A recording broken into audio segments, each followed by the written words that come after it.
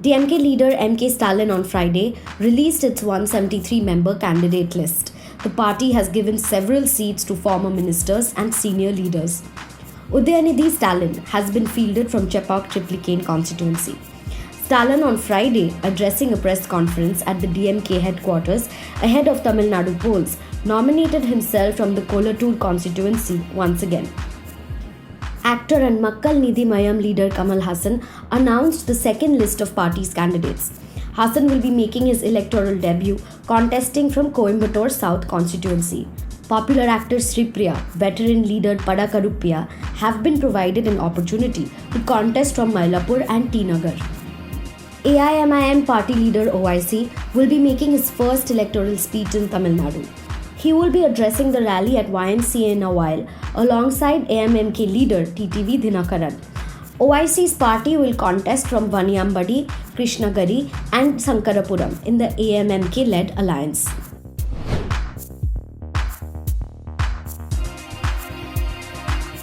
Two days after CM Mamata Banerjee suffered an injury in Nandigram, Trinamool Congress delegation of 6 MPs in a formal complaint to the Election Commission of India alleged a deep-rooted BJP conspiracy behind the attack and asked for an immediate and unbiased investigation of the same.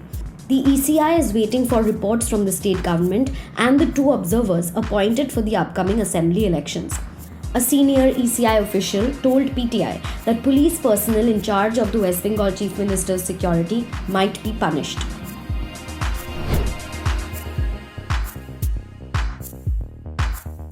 The Indian Union Muslim League, an ally of the Congress in Kerala, announced candidates in 24 of the 27 seats the party is contesting this time. For the first time since 1996, the party has fielded a woman candidate, Noorbina Rashid, in Kozhikode South.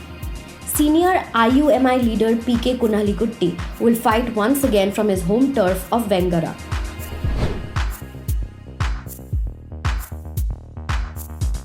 After he resigned from the BJP after being denied an assembly ticket, controversial BJP MLA from Hojai, Shiladitya Dev has rejoined the party again and will help campaign for BJP through the state this election.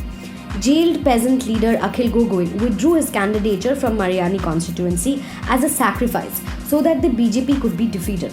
He will now contest from Sibsagar constituency. The Ashram Gana Parishad, an ally of the ruling BJP, released its second list of candidates with 6 names.